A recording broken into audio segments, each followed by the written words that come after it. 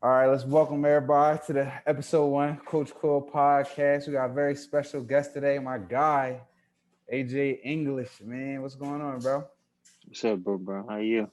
Ain't chilling, man. Staying out the way, enjoying this North Carolina weather.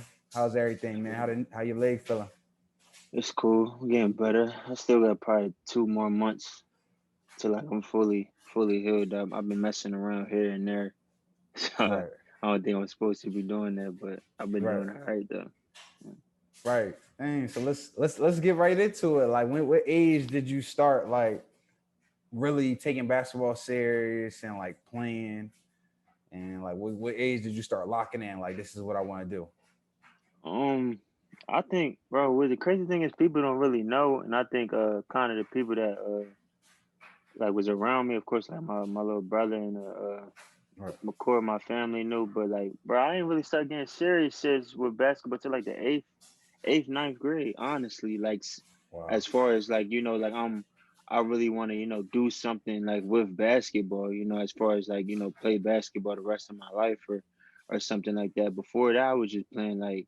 I was playing baseball and I was like trying other sports. I played Right. football for a minute, but like my little brother was it in basketball early. I wasn't even all that. I felt like maybe like seventh going to eighth, I started making some strides, but like I want to say like eighth going to ninth when I remember like playing down when I first moved down Middletown and playing down at right in my old middle school, and like Feast Richardson came in there, and I had played against him. I was in the eighth grade, and Mm. like he did what he did. Of course, Feast is Feast. Right, He right, did what he did, but right. I did all right. Like I did good for especially my age. And then he pulled me to the side. Players that was coming down there that was a little bit older at the time, because those runs used to be crazy. Right, And he told me like, "Are you gonna be all right?"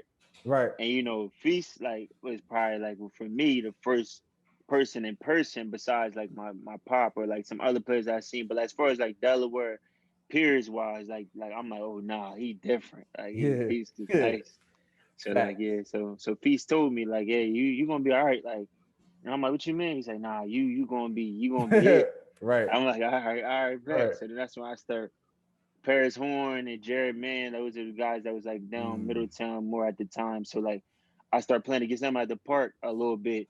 And Right, Paris and Jared start saying the same thing. The Coach Wilson right. at Middletown, all of them start like, gravitating to me. So I'm like, oh, I'm gonna be all right Right, with this right. basketball stuff. So Yeah, yeah, shout out to Feast. We definitely gotta get him on the show. A yeah, lot of people yeah, in definitely. Paris and Jared, a lot of people And forgot how Jared, good yeah, they good they really was. I ain't forget about nobody. Like, cause I remember regarding them and like they Right, treat me like I was their age, and I'm like, right. oh, all right, yeah, they a little bit different. Like I started it like that. Right. Yeah. So, did you feel younger? Like, did you feel pressure being that your dad played in the NBA? Did it feel pressure like, yo, I gotta be nice in basketball, or did it just happen? I mean, nah, not really, because it's like I said, bro. When I was younger, bro, I knew I wasn't like all that in basketball. Like I always with me, like why I think I had a success, and I still do with basketball, because I'll be honest with myself. You feel me? Like Right. as far as like I knew I wasn't it at all. Like I knew I Right. wasn't. I knew I was a target because I was my pop playing the league, and I Right. knew that I wasn't. I know a lot of players in around the state was better than me, and so I was just like, my time going to come. Like the right people knew, like as far as like they looked at my length, they looked at my height. I was already potentially like dunking. I still was athletic at the time, but Mhm. like the bouncing didn't really come into crazy yet. But they just was like, your time's gonna come. Just keep working. I don't, and I didn't have no problem with like working out. I worked. I used to be at that park, Silver Lake, Right. all day with them double rims. So like Right. out there playing and working out. Then with Terrell Myers, I got with him. He's like the first person besides my dad, but he was like the Terrell was really the first person that really worked me out. My dad used to like shoot and stuff, but Right. when I Right. got with Terrell, he was like the first person that started like dribbling and like doing other moves and stuff like that. So I mean, I was no pressure, bro. I just was like, whatever happens, gonna happen. Right. So, Now let's talk about middle school and like AAU. What grade did you start playing like on a serious level AAU?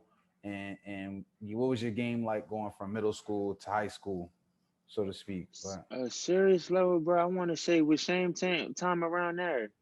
I remember Lucky, the left-handed Yeah, Lucky, yeah, yeah, yeah, yeah, Chinese, like his yeah, accent, like yeah. he he I got I played on the AU team one. I was supposed to play with the Delaware Titans at first with Kev, with Coach Kev. Okay. And I remember during this eighth grade year, during the same time, I was went to Delaware Titans to try to play AAU with them just because of I seen Lucky at like Salem Woods and his brother was Yup. out there. Yup. Sam is always out there and like, hey, Lucky, Lucky can play, Right. Lucky play AAU, so you maybe want to try to play AAU. And I'm like, what's AAU? It's like just travel ball, just hoop, just go to tournaments and play. So I'm like, okay, cool. Like, I mean, I'm gonna try that or whatever. So I went to, like I said, Delaware Titans practice, and then I played with them one or two tournaments, but it was like I was playing up different age groups. Bob that went to Glasgow played with me a couple Yeah. of times. Dwayne that Left-handed. went to Delcastle, yeah, exactly. That went to Delcastle also played with us. But I was just at the time I was like still getting my feet wet with it. But like once I got with Ron Martin with the Panthers, Mm. it was me, Lucky, and his son Sean and PJ and ex Cooper and Right. Harris started playing with, and Alex Hackett, Josh that went to Christiana, Right. Terrence Bob Jones, we all started combining.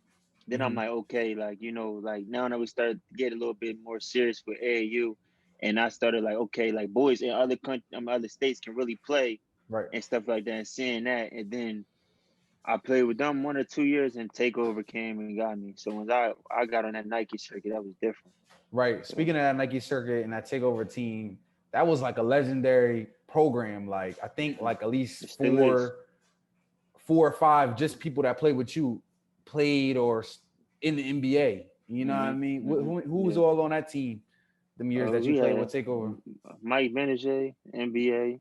We Mm-hmm. had Julian DeBose played high level overseas. James Robinson high level overseas. Mikel high level overseas. John Shue went to American. Brandon Ford played overseas. Ibn Muhammad played at Iona with me. I was supposed to play overseas with Trainer now. Who else we were missing? You had, James Bourne played Division One. did Jeremy Grant Uh, play with you, or was he on the he younger played on the team? younger team. He played with Asian, my little brother, and then Victor Oladipo played on the 17 with Jaren Grant. So Oh, like Jaron throughout Grant. the with his other brother that played in the league Oh, so that you went to was on Notre the Dame. 16s. I They was was at a on the 16, they were on the 17s, 17, and and your then brother was on the 15s. 15s. Okay. So at training camp, think of we used to have training camp with 15, 16, 16s and 17s. 17s. That joke was right. Wow. What, bro? So you got Right. pros on pros on pros on pros, and I Right. think Right. we were sponsored by Karan Butler at the time, Oh, so he okay. used to be there a lot. Like Right. that's something we played with the Wizards, Right. and like yeah, bro, that it was flooded, bro. So it was like you knew who was potentially going to be like it, like because it's Right. just a little bit different, like as Yeah. far as like so. But yeah, it was like bro, all of us doing well with basketball. Like all of us did well with basketball, so it's Man, just that's crazy. tough. That's tough. Yeah. That's crazy. Now you went to Apple for 4 years, but that freshman year, it was like y'all didn't. It wasn't a real varsity. Like they didn't count y'all as varsity, I guess, because it was the He first played year. JV. We hadn't had no varsity. It was a JV team. Yeah. So, what was it like your freshman year at Apple, knowing that you probably, if you really probably wanted to, you could have went to Apple, Middletown. I mean, and I think Mhm. your dad was kind of pushing you towards to go to Sanford as well, Mhm. and you had that option as well. So, what made you decide to start going to Apple? With Apple, I mean, that was during the time where like with basketball and like with family stuff was a little bit like different as far as at home. So like I kind of just went to Apple like to just go to school. It wasn't more Yeah, than anything. Like I was just went to Apple like this. To start playing. Like I wanted to go to Middletown. Wilson told me that I would play varsity, play JV, but definitely be on varsity with him, with Jared. And they switched. That's when Apple first opened, so they switched the feeder pattern. So like yeah, my neighborhood was Apple instead of Middletown. So I went to school thinking that the whole time I was going over to Middletown, working out with them during the time, like getting on the bus. Me and AC, Aaron Clark, right, was just going over there, and we were playing well, doing our thing. TC was on the team. right, I was over there playing well, and then that's when uh I'm in class and coach coach that was at Apple told me like, yeah, you're gonna be starting at the two. You're gonna AC gonna be starting. I'm like, what? Like for who? And it's like for us. So it was first the baseball coach, like the football coach, but also the baseball coach asked me if I wanted to play football. I'm like, no, Right. I'm a Middletown kid. And he said, no, you're Apple. Your neighborhood is Cricklewood. What? Yeah. I'm like, what? He said, yeah, you're Apple. I'm like, oh wow. So then that's when I was thinking about transferring. And I Mhm. told everybody I was because I wanted to play varsity right away because if I Right. was good enough, and I was playing against Jared as a freshman and playing well, I'm like I'm play varsity. So Right. Wilson was like, basically come play varsity, and they had Wiley Waits. I think ended up changing with Wilson ended up coming to our school at one point, but I was just an Apple. I ended up being an Apple kid, so I just Right. played there. And then that's when they was like, I'm like, oh, what are we playing? They said JV. So I'm like, all right, well, it's my first year of high school. Like, let me just get my feet wet and I'll play JV. Right. Now your sophomore year, that's when y'all counted as varsity. And I think Yeah. that's when like you and AC made like all hmm state averaging 20, 25 points a game. And then your brother and people like Cecil came. Talk about that for me. What was that year like, the sophomore year? We already knew that, my brother and Cecil was coming in. Aaron at the time, AC, was better than me as far as like basketball as a freshman. He messed his hand up, but like basketball wise, like Aaron was better than me. So like I was just like, coming into my own. But as far as like I said, like, starting to like, understand little things and stuff like that. But Asian, Sisu, and Aaron, like, I feel like basketball wise was a little bit more advanced than I was, more of the time because I didn't know like as far as like what position I could play, what position I was going, but I just know I had bounce, I could shoot the ball. So like with them, they started coming in, and then that's when it was like, okay, how are we gonna figure out how we gonna play all of us together because we're all guards, but like I was a little bit taller guard in the state, so we got away with me, all playing with all of us together. And then we had Kirk. We grabbed Kirk. We got some football players. We got a Right. different type of players, and then we just figured it out. And then next thing you know, I got it clicking, and then 30, 30, 30, and then that's all she wrote.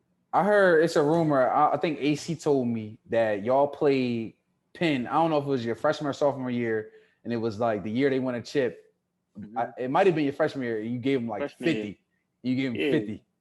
had 50, like 56. And I remember I got in trouble because we went out to the movies the night before, and like. And this is talking about like we stayed out too late. But I'm like, the game was a JV game on like a Saturday, and Right. next thing you know, like they said, like Penn's coming down because we were like fighting to try to be varsity next year, so we was trying to win every game. Right. So like we went out to the movies that night or whatever. I mean the night before, and then we said we played Penn the next day. I remember AC telling me like Omar Skinner playing. Brian Oliver playing, everybody playing. I'm like, what? Vern playing. And I'm like, why are they playing? Like, why are they playing against us? Like, I think the only person that probably played was like Chuck. Remember the football player, Okay. but Yeah, yeah. everybody else is like you only juniors and down could play. Right. So like I remember AC saying like, we're gonna play all of them. I'm like, bro, Brian Oliver at the time was ranked top 20 in the country, Just six coming seven off that guard. year at Oak Chris, Hill playing with Oak Brandon Hill, Chris. James. I'm like, what? Like, what are they playing against us? All freshmen for? Like, we Right. our tallest player played like lacrosse or something like that. I don't think we had Kirk. So then they come in there. They not talking to us. They Oh not. But I man. think they lost the night, or they lost like the night, like that week or something before. And then they not really. They really. I'm like, oh, bro, they ain't here serious. Like they not. I think we about to get some records on a Saturday. They they ain't here serious, bro. Yeah. So Oh AC like man. AC, so AC like my man, I love AC to death. AC like bro, like go, bro. So I'm like, bro, all right, like cause this is the time Right. that I could introduce myself just a little bit to like, okay, I Right. should be playing varsity, and like this is like Brian Oliver's top two, top three player in the state at this time. Omar Skinner, top five player in the state. William Penn, was top three teams in the state, and yeah, 56, bro, 56. Damn. Yeah, 56, bro. That's messy. Now, your junior year, I believe y'all started like picking up momentum and like y'all hmm started being ranked in the state. I Yeah. think I think that's the year No, your senior year is the year Cecil moved to Seattle or something like that. But your junior year was your first time making the playoffs. Is that right? No, my senior year was the first time. We only made the playoffs 1 year. My Okay. junior year and sophomore year, we were literally like one game, Right. always like from getting in the playoffs. We always like tied for that last spot or had to win like one game, you know. But it was just tough because we didn't have no upperclassmen, you know. So it was like Right. Y'all was when I teaching was a yourself. sophomore, it was only sophomore, freshman. When I was a junior, and then so on. So it's like we didn't have no guys that as a senior, I'm a freshman. So even if I'm more talented than him, he's done been playing, he's stronger, he understands, you know, he's older. So I was like me, AC, Asian, and Cecil was kind of like the bigger brothers on the team and the youngest players on the team at the same time. So it was like, Right. you know, it was tough, you know, but it helped me out in the long run. But yeah, I didn't make the playoffs until my senior year. That is, Now I remember Coach Donnie. He told me he had some young boy that was like 6'7", 6'8", and he was trying to get yeah. him to go there with y'all. And that was like y'all missing piece. And then somebody denied it or something like that. Like what year was that? And what was his This is name my again? senior Shakur Grant. Shakur. Remember Shakur? Shakur. Yeah, he went Shakur. to Newark, Couldn't think and of his we name. had him. We supposed to have my boy, my old friend Marcus. Mm-hmm. We supposed to have my guy Barrington that played with Takeover with us. It was 6'9". We were supposed to have like so many players that it was just like we were stacked. Like we were like easily. I didn't see nobody honestly even coming close to us, bro. Even Sanford, I didn't see nobody coming close to us in Right. the state that year, Right. you know, because we were competing without them. So like we Right. had the bigs and had basketball players finally, and it just fell through. It didn't end up working out, you know, with the whole situation. Like literally probably a week or two before the season start, all of them like, you know, end up like not even being able to play on the team. So we had to switch up the whole different roster when we literally had like it was like crazy because you know they used to have the league, the high Yeah. school league Yeah. at Newark, and Yeah. we didn't lose in nobody. Like we Right. didn't lose in nobody. We only team that played as tough was Sanford. I think Hodson might have played as tough too, but everybody else, bro, it was no way. That Like was it was running nothing through. they could. Yeah, we was running through. And I remember coming into your scene because that's when I started getting back and started coaching first. I remember being at the fall league games at the Boys and Girls Club. That's when y'all was bumping heads with Sanford, and I think Mm-hmm. y'all started picking up a rivalry with Red Lion when they was Mm-hmm. courting Exactly. Jamaicans over Exactly. there. Yeah. Yeah, Exactly. they was like Yeah. It was going crazy. they was definitely Yeah. cheating, but Yeah. yo, y'all They definitely supposed to be in college and they was in high school, that bro. was a little prep school, It yo. was prep, bro. Yo, Yeah, that was Red definitely. Line prep during that Yeah, age. So exactly. your senior year, that was you just went dumb. I know you was picking up a lot of high major interest from D1 colleges. What colleges was recruiting you at that time? Florida, Connecticut, Maryland, Marquette. Uh, Buzz Williams came to your game, right? He yeah, came. Buzz Williams came to my school as a sophomore, going into my sophomore year. Nah, my junior year of high school, bro. Buzz Right. Williams came to my school. I literally had like kind of the whole Big East, majority of the ACC, like NC State was in the ACC. I kind of had like interest from everybody except for like the top, like I didn't have Kentucky, Duke, or Right. like you know the top crazy top schools, but everybody else like I had interest or offer from like you know everybody So you because see, I played AU on the number one team in the country with Takeover, you know, so it was like they seen right. me, so Yeah. like it was, you know And I think your senior year, what was y'all like a 4 seed or something like that heading into the playoffs? we was Uh, yeah I want to say yeah fourth because or third. y'all had to win one game to get to the Bob, right? No, we had to win two. We Oh, you had had to to win play two. we had us, St. George's, Sanford, Bob. Like that was it. Okay, so y'all was St. George, the matchup was hype because y'all already beat St. Y'all never lost to never St. lost, George's in your high school ever, career, and then in the ever, playoffs, the game to play the hot because y'all never Sanford will never put y'all on the schedule, right? They would. ever, bro. I was with the AD. I was with the AD a Right, bunch of times when she called over there, right. and like no, no, no. They said they already got their schedule. Our schedule already made. I'm like, all right. Yeah, Okay, they already got the schedule already made. But potentially about to go over there and said it was okay. We might could play Apple just because it's in my old school, Right. but yeah, we had to beat St. George's and then never lost to them ever. Never. The score, I don't think the score was ever with close against them. Play Right. them first game of the playoffs, lose.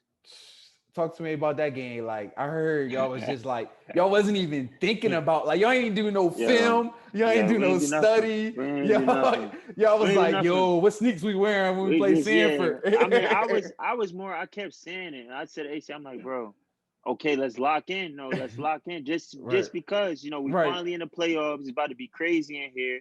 Everybody, it's Sanford's not playing. All the top teams got buys right now, so we going to be the game of the state. They're going to put on a show, and then we going to play Sanford at Brandywine Mutuals during the setting. So like, Woo. we just looking forward to that, and then. Oh my gosh. We come out, we down 20 or 30 to them. We down Ray At Anderson, halftime. Dante McGill, AJ Tillman, we Sky, I think Skyler or something. Yeah, Skylar. We down like 20 or 30 to them at like half. Like, and I'm in the locker room. People still not, it's a joke, because Right. we always beat them. And then we came all the way back. Came all the way back. Us Now, at the end of the game. now what happened? It's funny. I was talking. No, I no. listened to him because he hit We me up was too. we was talking He about hit this me up this too. morning. I swear to God. I What know you happened was. on? I seen the film. It's Seen really it. hard to tell in the film because AC I'm gonna showed tell me. you. I'm gonna Who tell fault you. was it on that last play? Was it All right, Kurt listen. fault? Let's just act. This was Okay, Kurt fault, listen. man. People want to know always. Kurt called, text you this morning. He said when I was asked about it, don't say nothing about it. I said, bro, I apologize in advance. Here's what happened though, bro. First of all, I blame myself though. First Right. of all, not even. I'm gonna just tell you why though. I'm not even taking the high road. I'm saying I blame myself, bro, because we were down. We were up 2. Mm-hmm. I was on the free throw line with the. I got fouled with 2 shots left. I was want to say we was up 1. I got fouled with. I had 2 shots. I made the first one. Mm-hmm. The second one rimmed out. If I'd have made the second one, okay, we up 3. Potentially they come down, got to shoot a 3. So I put that. I say off rip. I always say it. Oh, it was my fault from the beginning because I feel like they wouldn't have been able to hit a 3. Right. Okay, TJ. I think his last name was Brown. TJ Brown. Whatever. He freshman gets the rebound on my miss. Gets the ball, throws it back out. I think he throws the ball to Kirk, or I think he throws the ball to Kirk. I want to say, or something like that. Kirk either throws the ball to Asian. Somehow they steal the ball. They steal the ball. So now they're on a fast break. They're down 2 though. Right. So it doesn't matter if he makes the layup. Right. Now it's like they tied up. We got time left. Let's win in overtime, or let's get a last second shot, and then let's go Kobe mode or whatever you want to call it. Right. Bro, Kirk is chasing AJ Tillman down. I don't know why Kirk is chasing him down though. First of all, bro, because me and Asian, people knew us for somebody had a layup, he was gonna go block it. Right. Chase down. So like, yeah, chase down artist, Hall of Fame in Asian high school. So Asian's running, I'm running. So I'm like, yo, we're either gonna punch this out of bounds, right, or we're gonna smack into AJ so bad that he's not gonna be able to score. right. So like I'm saying, we saying Kirk move. Asian's on the right side, I'm on the left side. So I'm like, me and Asian mess around, get hurt because we about to jump so high and hit each other blocking this shot. Kirk goes near him. He fouls AJ. He said he don't touch. He didn't touch him. Oh, the refs is a little bit crazy that game. I ain't gonna lie. The refs was a little bit like, I don't want to say they wanted to see us win. Right. He fouls AJ. AJ gets an N1, bro. Crowd goes crazy. I'm at the free throw line. I'm looking at Kirk. Kirk got his head down. AJ hit the free throw. AC shoot the last second. We throw the pass full court. AC shoot the last second shot. Rims in and out. We lose the game. So like Kirk fouled him at the end of the game. I'm sorry, Kurt. You won't watch this. I told you guys. I apologize in advance. Nah, that's the truth. But you did say it was your fault because if you'd have made the free throw, you feel Made a me? free Like throw, yeah, for sure. If I'd have they made the free throw, it yeah, just wouldn't have went they to wouldn't. overtime. I don't even think it would have went to overtime. I Right, I don't think that potential because Ray was their best player, right. and I don't. Ray's not a necessary 3-point shooter, crazy, just off the dribble with time left. He's more Right. mid range and wide open Yeah, he three. gonna get to his spot. Exactly. Dante wanted to get to his spots. AJ Yup. Tillman, we had enough size to challenge him. Right. So we was gonna give up the layup and then make them shoot. We was gonna shoot free throws in the end of the game. So I blame myself for sure. But like Kirk should let him go. I think me and Asian would have glassed that for sure. Right. Now, crazy thing after your senior year, for some reason you averaged 30 for the season. You averaged like 25 since a sophomore. You didn't even get in the blue and gold game. Like, what was like?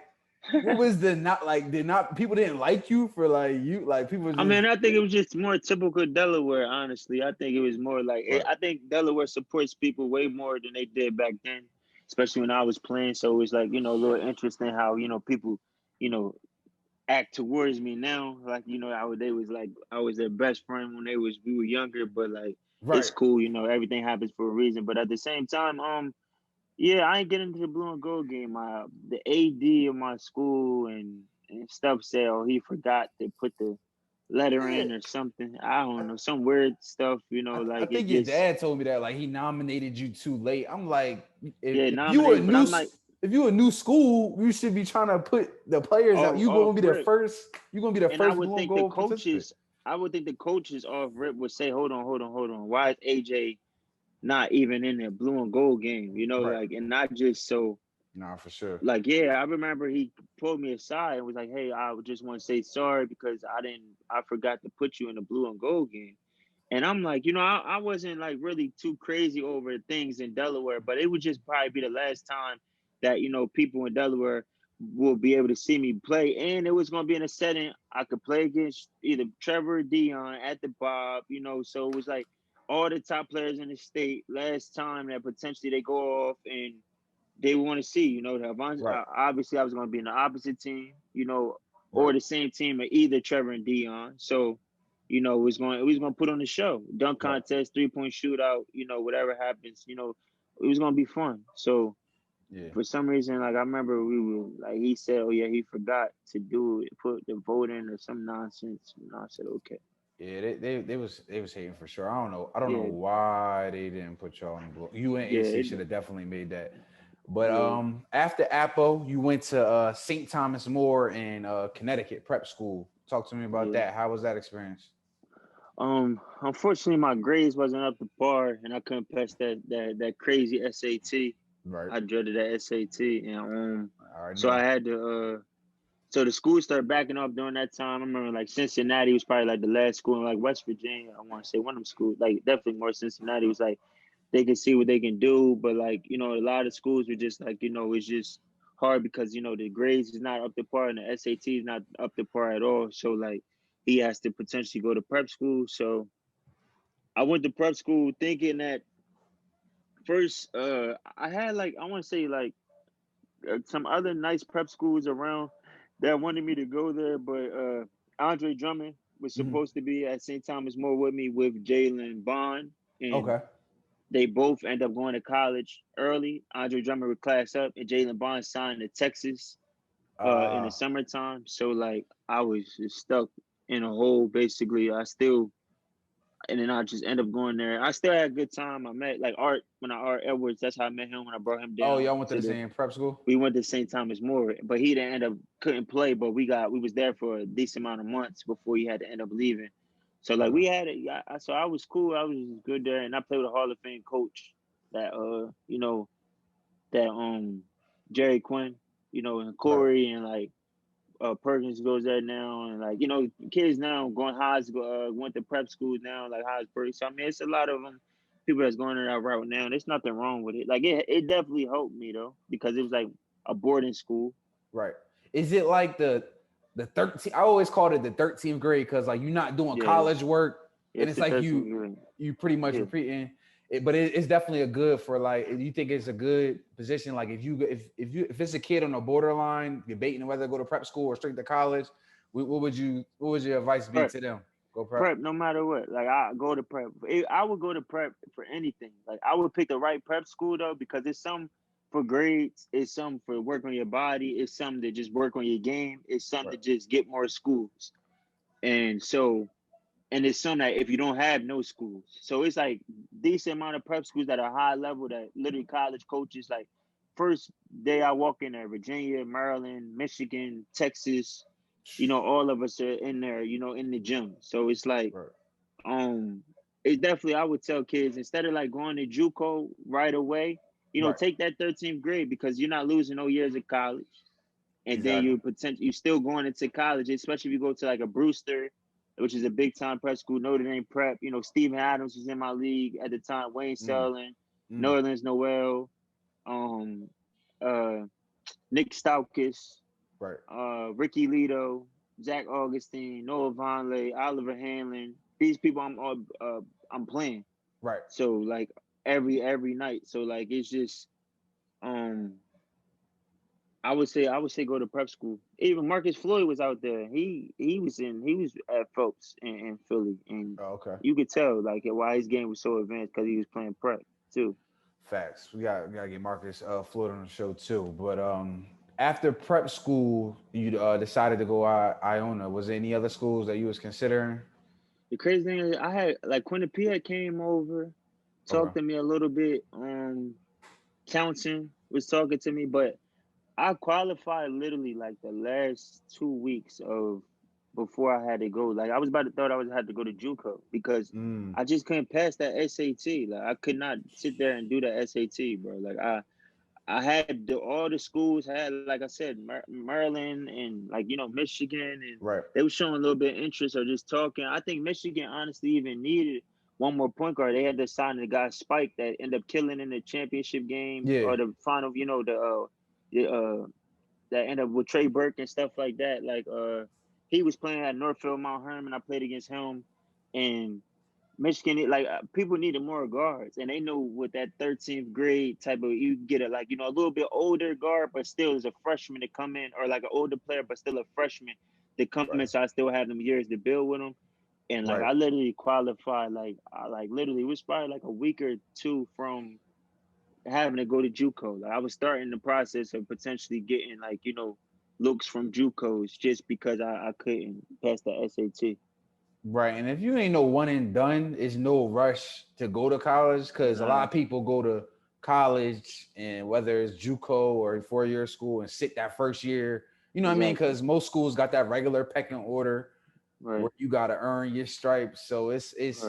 it definitely don't hurt going to prep No, that it 13th don't hurt grade. at all. I tell people all the time, if you need it with anything, if it's any doubts, go to prep school. Go to prep school and just get on it early before somebody else takes advantage of the opportunity and gets a spot. Go to prep school. There's nothing wrong with prep school. Now your first year at Iona, you go there, you got I think Momo Jones was there, Sean Yeah. Armand, Dave Uh-huh. Larry. This is Uh-huh. when y'all had your Nike jerseys too. Nike I jersey, yeah. that was my favorite year. I always wanted them black shorts when y'all played at the Garden. But Yeah, talk to me that is about your true. freshman year at Iona. I know it got ended early because you hurt your wrist, I believe. But Yeah. what was your freshman year like at Iona? My freshman year at first, it was great though, just because like, I'm finally in college, I wasn't recruited by, you know, really mid-major schools, except for like Xavier and like, Butler, they were a little bit higher, but more Xavier. So I'm thinking, okay, I'm coming to Iona right away. I'm gonna play right away and be able to, show off and do my thing right away. But I remember seeing Iona. I want to say like a little bit year or two before they end up losing to BYU. They had lost that like they were up crazy in the playing game, and then they came back. And I remember the guy Scott Machado was there, and they were talking about him potentially going to NBA. I seen him play in Puerto Rico. They had beat a couple teams, but anyway. So I get the Iona, and I'm doing well, Mumble Jones Animal, Sean Armand Animal, Dave Lauer Animal, a bunch of players on the team. It's crazy nice. And um He didn't play me like that. Like my very first college game, I didn't play 1 minute. Like I didn't play 1 second. I didn't. We lost. We won. I think we beat Denver. Mhm. And this is my mom there, everybody there watching you play. And Oh man. I ain't getting the game. Right. I ain't getting the game. So he told me I had to work on like little stuff and attitude wise and things. And I just, of course, at the time I didn't want to hear it because I'm like, I'm not trying to hear it. I'm trying ready to play now. But Right. I end up, going through the process. I sat there. I took all the bumps and bruises as far as like, listening to him and like not playing. And I didn't even like go about it any crazy way.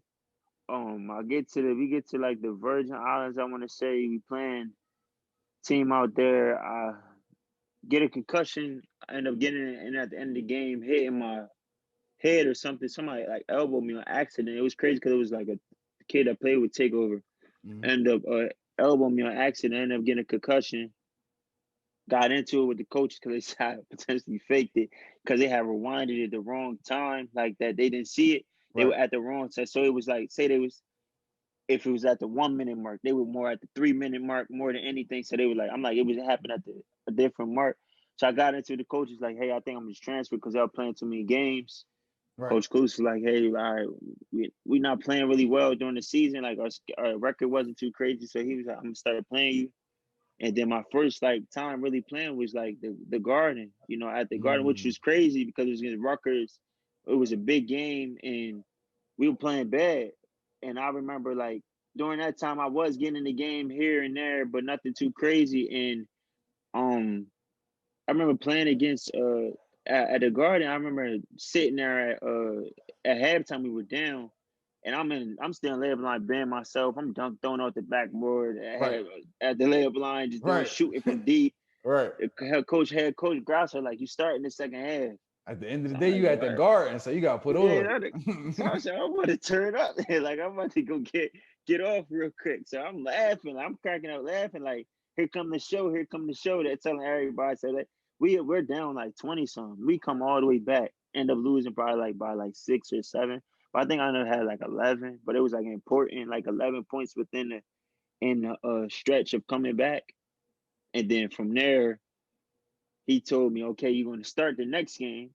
But I think it was Right. just more he was just trying to feed off of my energy and like have the other guys like show them okay, like he potentially like is playing harder than y'all, so he's playing. But like I think he was like show them a lesson like so then they could get their attitudes together, so then they could play. And Right. then I started, and my first assignment was the guard Katavius Caldwell Pope that's starting for the Lakers right now. He was at Georgia, Yeah, y'all play but he Georgia. But he didn't know that I was top 100 at one point in time. Me and Catavia Caldwell Pope was in the same class at one point, and we used to play the Keystone Blazers over all the time. And I used to get with Catavius Caldwell Pope. So I'm like, it didn't like it's Right. just like a walk in the park for me. So then I start laughing, whatever. I tell my roommate Sean Gomez, I'm like, yo, we play, I played against him multiple times and did my thing against him. So he was like, all right, well, show it. It's different showing it in college. I'm like, all right, bet. So I guarded him the whole game, and I ended up having 17. We won in overtime, and then That's crazy. here come HA English. Like That's here's the start of the year. So I that's remember crazy. going a little bit longer, playing well. I started getting freshman of the year. We playing Marcus Gilbert from Mhm. Delaware Yep. Yep.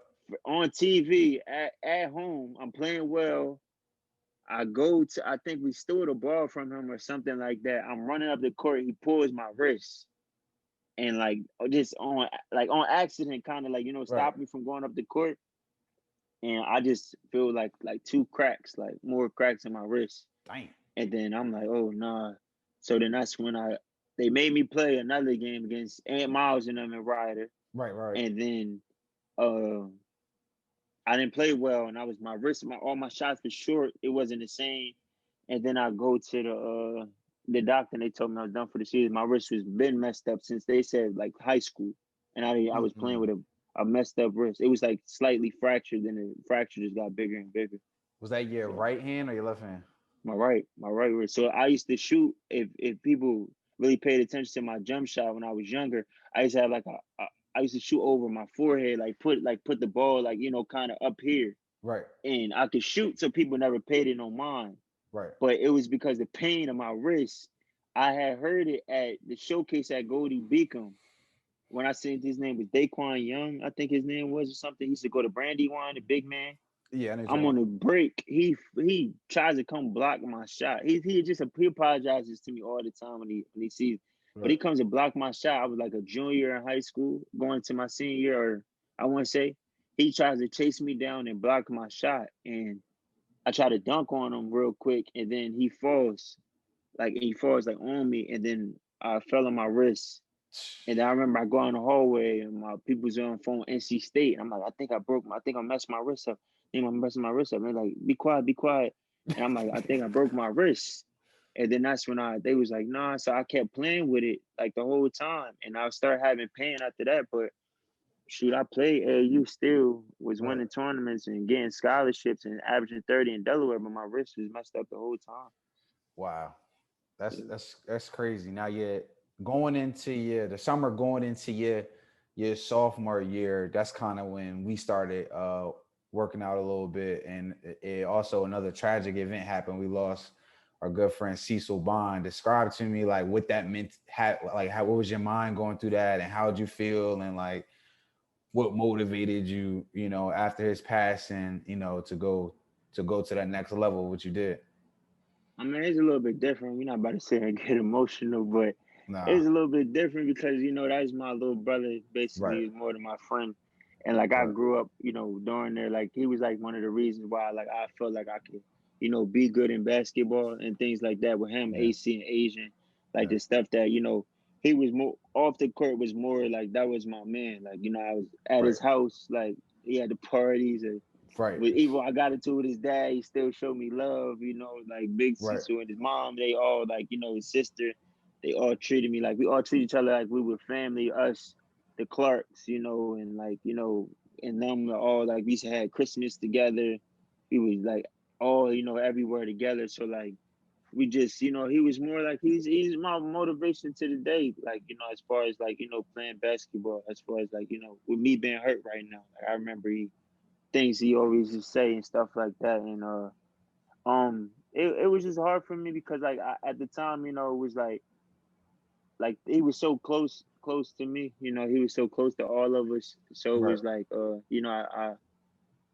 like people like when you lose somebody, it's like oh yeah, it's kind of like a Russian peace type of thing, but it's still like still to this day, like I can't believe that I can't like just have a conversation with him face to face because like it was just a little bit different like with me. Like he gave me like a comfort zone even with myself because he was like joked around, clowned around all the time. Like he was that Right. smooth, like just talk trash, like, Facts. and he was just like hype me up, give me so much confidence. Like, bro, like Right. I don't. You probably could get like Mike or you get like Right. anybody like what I'm Right. saying like just like I like you over everybody just laughing like joking just like I was with him. He was over my house a lot before the incident happened. His crazy thing is I was supposed to bring him to New York with me. He Mhm. told me he's potentially gonna come to New York with me soon. So like it just was like, it was tough. So like I just got in the mindset like, I was just gonna like Right. I was already to the point where I was like, ready to like take it to another level because I know I was gonna finally get my opportunity, but like that kind of like I don't know, it like turned me into like a monster on the court. As far as like I wasn't, even about to just, mess around with it anymore. Before it was like a thing where people would say like with me I was a little bit too like nice on the court, but like when that happened to him, it was like I ain't been the same. I ain't gonna never be the same. So that's why I hold it on people when I step on that court. And you know what's crazy? Like I think that was this summer. I had my little men's basketball league, the Mm-hmm. Delaware Dykeman. But and he was like, "Yo, when AJ come, I'm trying to get back in shape because he gonna take over the league." And you was like, Mm-hmm. and I think you played like one or two games, then the league Yeah, shut only. down, Mm-hmm. and then he was like, "Yo," he was like, "Cause I think the one game you did play, you was killing. Like you was like, Mm-hmm. I think because you know how you be doing summer school and you be going back and forth between New Mm-hmm. York, Delaware. Mm-hmm. That one game you did play, you was going off, and then I think the next week the league got shut down or something like that." And Mm-hmm. then, after he passed away, I was just like, yo, all he literally did was talk about you and how you was going to go to the NBA. And that's when I was like, first starting out Coach Quill, I was like, yo, I gotta get with AJ. I ain't really know you like that. I was like, I remember after the funeral, I was like, yo, we gotta get in the gym, yo. And you just Mm-hmm. start coming every morning, Yeah. 6 a.m. Yeah. But you know, you go back to school your sophomore year, you go from averaging 7 to 17. You made all MAC first team, the only underclassman to do that.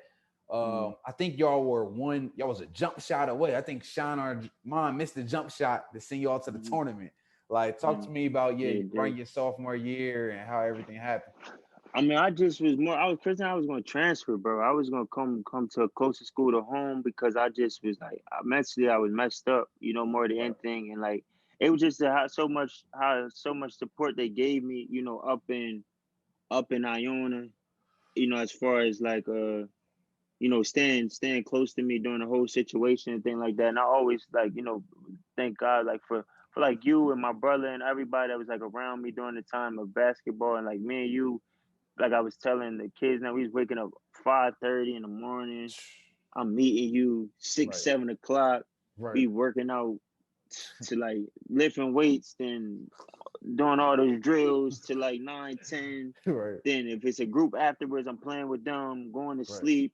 Then I'm coming back. I'm either going to Browns to play at night, popping them had runs, or I'm coming back to you with it. That's when we had the first trenches for real. At Facts. night, we calling that like so with the runs at night, and it's just like I don't know. I just like I think that's when like was gaining and getting stronger, and I was just like I just on a different like level. I remember I going back to school, and they didn't know if I was working out or not. Like, because I wasn't really, I don't really be talking anyway about dorm. Sure wasn't talking in, and they didn't know if I was working or not. So I remember first couple workouts out there, he was like, just do what you want. He had me my boy Kiggins, my team manager, like still my great friend today.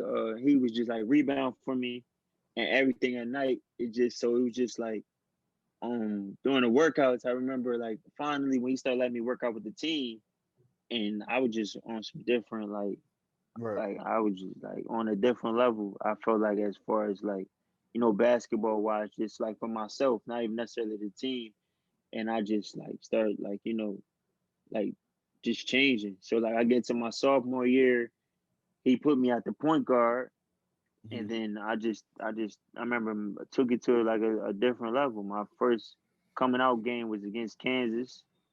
I want to say I had some other good games though. Like I had like 17, 20. My coming out game, I had like 21, 22 against Kansas. They had Joel Embiid, Wayne Selden, Perry Ellis, And Wiggins. Tariq Black, Andrew Wiggins, Right. Frank Mason Jr., Nadir Tharp. They had a lot of Andrew White. They had so many players on that team, and I killing them. And then I had 30 on Dayton, 30 something on Dayton, and after that it was just running it up. And then we were one shot. Dave Lowry, I think, missed the shot at the end of the game, rolled in and out to go to the tournament. And from there, I just was getting all the accolades and everything after that. And I just was like saying, like, okay. And I remember, like, before that, Momo was telling me, like, yo, you potentially 2 years, 3 years, and then you go to the league.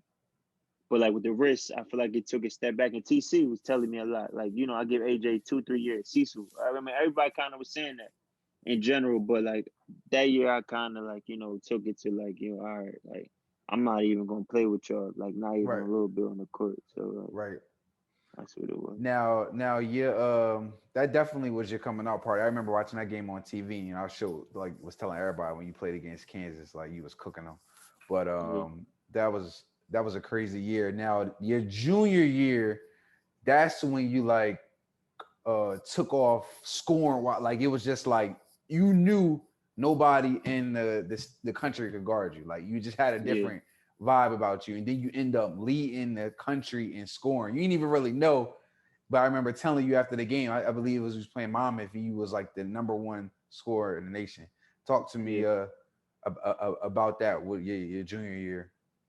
With that year, it was just more. I was able to gain the weight, that I wanted to. As far as I went to Adidas Nations. I want to say that summertime they put me on a mock draft and everything, and then I was just able to gain the proper weight. as far as like, to be ready for school and stuff like that. I mean, so um I gained like 18, 20 pounds of muscle, literally my sophomore and Damn. my junior year. Like literally, bro. I gained 20 pounds of like weight and 18 pounds of muscle. I think I went from like 180 to like 200, like 205, maybe 200. And it just is like, I remember my friend Ron was like, we played Watford on TV our first game. And he like, his friends was like, yo, I didn't know your friend was that, that big, like strong, whatever. And that's when he's like, I ain't know that either. And that's what he told me at the game, like, bro, what you? I'm like, bro, I just been working, and I was in the weight room, I was working, I was eating, and I just like I always think that I don't never think nobody can guard me. I don't care Right. who it is. So Right. by that time, it was just like before people just bumping me off my spots, as far as like through the course of the game, getting worn down and stuff like that. But it was like I was tired of that, doing that, and that's what the coaches had explained to me. Like, hey, like listen, you coming back your junior year, you and Dave, but you're on a mock draft now. You're high, you're like mid second round of Facts. mock draft. So like, it's time for you to like, if you're not going to be like crazy athletic or be dunking and stuff, like you got to at least gain the weight, like show people that you're a pro. So I'm like, all right, bet. So I gained, like I said, the 20 pounds, 18 pounds of muscle. And then I came back just a different animal. Then I remember just during I was working out like I always did so much. And I remember coming home, and then Dante was in the gym, and then we was going to Chuck Ellis Mhm. mini camps and training camps and stuff like that, and just working out. And I'm just like, from even being at Chuck, I thank Chuck for that too, from being around him, Mike Green, Will Barton, Deion Waiters, Khalif Wyatt, the Morris twins, Hakeem Yep. Ward, Mo Spates, um, even like Wanya Green was there, Taylor Bessinger was had Taylor with us, Yep. Emil Jefferson, Hmm. Ron Davis, Quan Cook, my boy was up there with us sometime. It just like all of them, being around all of them, it just like gave me motivation. I was playing well against them as a sophomore in college. So if I'm playing Right. well against Will Barton and Waiters and stuff, we look at them as basketball, top dogs as far as like growing up. I'm Right. playing well against all these guys, and then they giving me that type of respect. I'm like, ain't no college kid gonna be able to do nothing with me. Right. So that's how I went about it in college. And I remember, like you told me, like I was just trying to just kill everybody, kill everything after the game. You were like, yeah, you lead the country score. I'm like, we lost. I don't care, but I was hot. I Facts. You was don't right. care, You was but right. I was though. I feel like your game was like you was more like you came from like you was more like a sharp shooter, and then you became like a facilitating. Like I'm just using 2K terms because that's the best way to Yeah, describe it. Like your build changed. Like you came right. from like this sharpshooter, you know what I mean? You could handle, but you was you're shooting back, and then Shooting up there. you got them playmaking badges. And then you feel me? Like you right, got them right, playmaking badges. And then right. also with your weight, you became like some people dribble in people's faces a lot. And then like Mm, you with that weight, you was able to start putting people on your hip more. And it was exactly. like Yeah, what you you gonna on my do? hip, but I can Yeah, still score with you right here, and it don't matter. And I feel exactly. like that's what that weight did. Right. What advice would you give kids like that's how certain people got a stigma like bones? Oh, need to get in the weight room. Like, what would you Hmm. advice to be for kids to build muscle and gain weight on them to I help their mean, game improve? well, my thing is as far as is either the athleticism there or like the weight room there.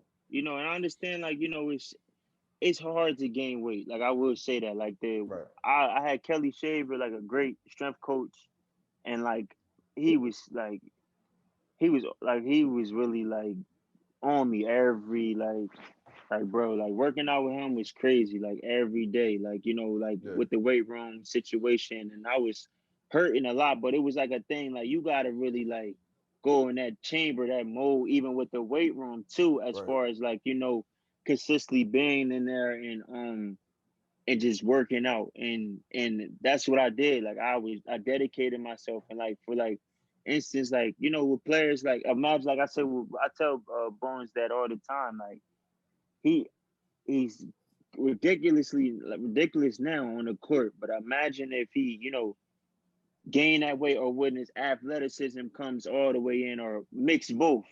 Right. Ain't no saying it can't stop him now. You know what I'm Right. saying? So it's like imagine like what Dante had the weight. Dante had the strength, Right. big guard, athleticism. That's where you get a lottery pick. You add the other things.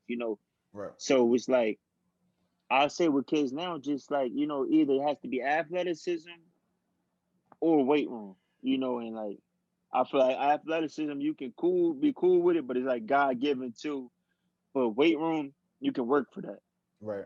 Gain that weight. So then it's like just a different like, and it doesn't have to be like 20 pounds of muscle. It just can be certain to the point where, like you said, it doesn't matter where you force me at on the court, I can get wherever I want to just because I'm strong enough and I got enough game Right. just to get wherever I want. So like me adding that weight, it's like it's no way you can't stare me off the court without fouling me, as far as that. And I took advantage of that.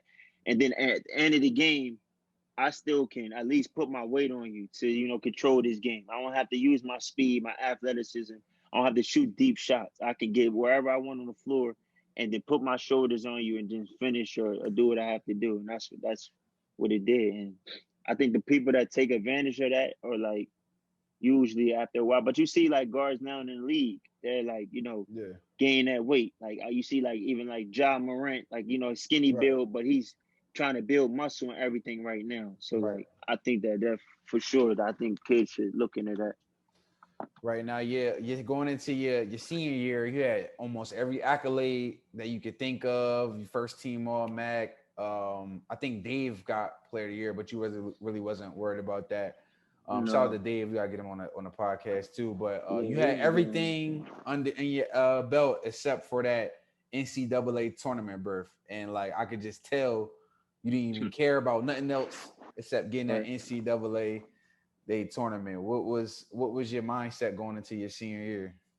That's it. Just go to the tournament. Like I was going to enter the draft my junior year, Mhm. but then I should have went through the process of potentially like working out for teams and stuff, but I was just so Right. locked in, like, I was still disappointed in myself because I always wanted to be a winner. As far as like, I'm so too competitive at sometimes, but it's like, I didn't go to the Bob in high school. I ain't, so I'm like, I at least got to, at one point in time, finish something out, a good, end on a good story. So like, I was just locked in on that strictly. And then the coaches and scouts were telling me, hey, potentially, you go to the tournament, you'll get way more recognition on this level. So I was like, all right, bet. So I just locked in and then got there. I think your sophomore and junior year, y'all lost to Manhattan. Your senior year, that's kind of when Manhattan fell off, and Yeah. then Monmouth was on the rise, and they getting all this national recognition. They knocking off all these other teams. Huh? And they got a couple people from Delaware on there. Shout out to Austin and Dion. We're gonna get them Right, on the podcast. But it right. was like a rivalry. Like y'all became the new rivalry in the MAC, and it was Yeah. like that one game at Iona. Yeah, I forget the big boy. He was getting tee off. He was teeing off. Like, what was that rivalry like? We go to the game at Monmouth, they chant and stuff. The chairs, See, yeah. what was that rivalry like versus y'all and Monmouth in the MAC?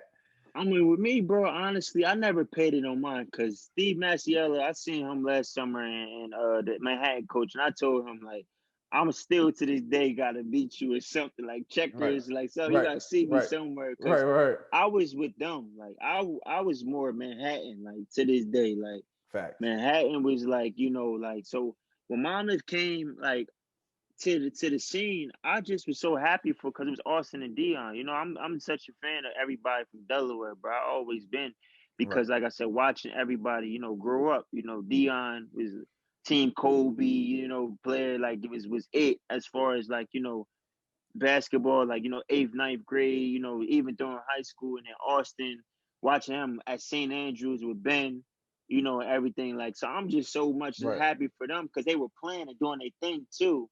I just was like, I was happy for them at the same time, but like with me, bro, I was too caught up on the mission, bro. I was like, it didn't matter who was going to be in front of me, bro. I was like, I'm going to that tournament. Like, I feel like other years I kind of let everybody else control it, and I had a conversation with Coach Clues. Like, if I'm coming back to school, only thing I ask you is like, let me control everything when we get to this these MAC tournaments. It was nice though because like they were doing good. It was happy. I was happy for them. It was like came within the MAC as far as like, more attention for the MAC, more, I knew the ESPN games was going to be crazy. Our games Right. had changed to ESPN now more than like Right. ESPN like 2 and Right. stuff like that. So I'm like, we just want to turn up. But I'm like, I was just so like war ready as far as like, I was playing since a freshman.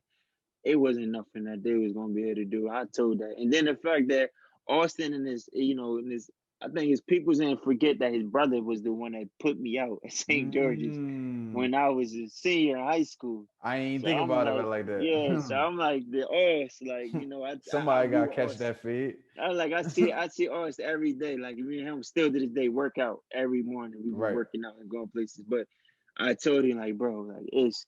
And I remember like dribbling the ball and warm up line in the championship, and I'm staring at his mom and his section, his dad, and everything Right. like that, Right. and his brother up there, and they start laughing. Like his Right.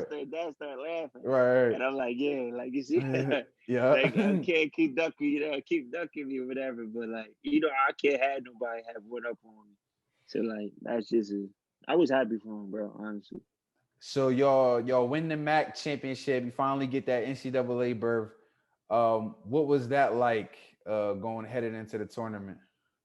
I mean, it was crazy though, but it was like the crazy thing is it was a guy asked me like, what took me so long to get back to the tournament, like because I remember seeing him as a freshman and Dayton, and then he was like, he was waiting for me, pretend think I was maybe gonna see Iona every year, but we were losing to Manhattan and stuff. Right. So I'm like, man, we finally back like here, and I was just more happy for Coach Cluson in school. Like I'm Right. like, end of the day, we're here. We facing Iowa State. Iowa State we counted probably yesterday had like 6 NBA players that's Mhm. playing the league now.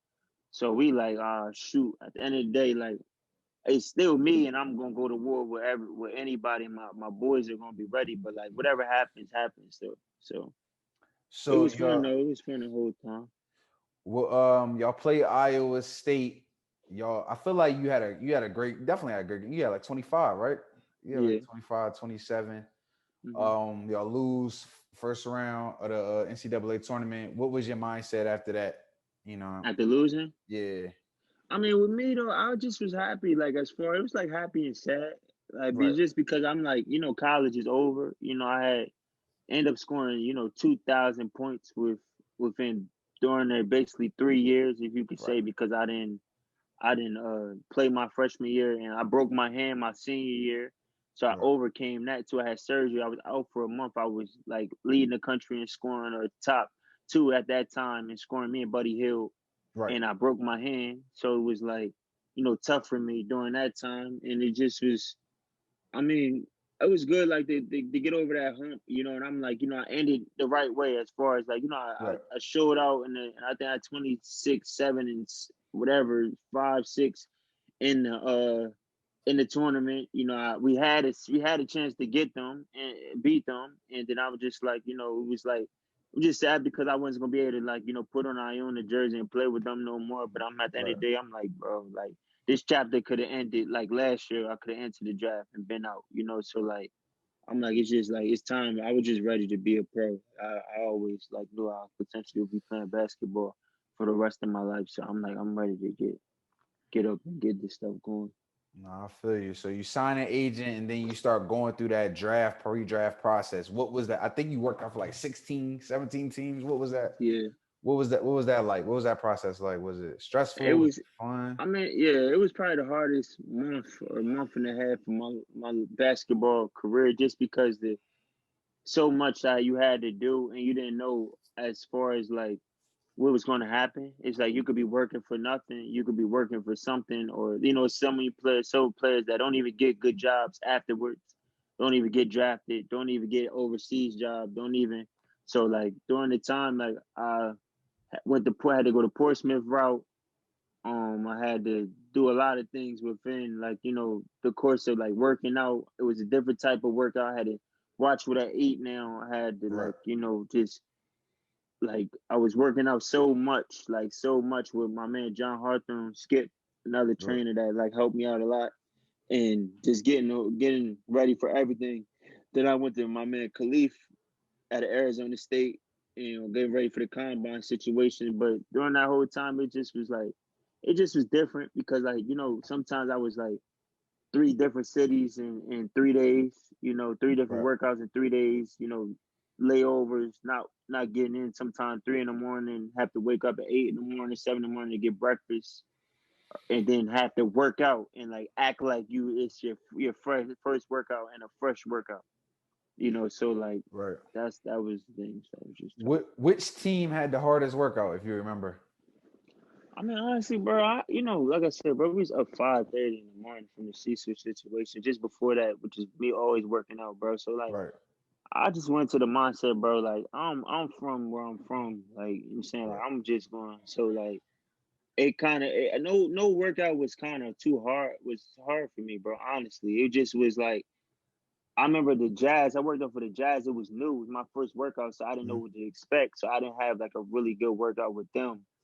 But once I got my feet wet, it was nothing really nobody could tell me as far as like, with the workouts. It was like, and then, so I mean, it was the same drills. Iona practice is ridiculous. So I'm like, the workouts can't be harder than Iona practice. If that's the case, then they need to be getting paid more. They need to pay people for workouts.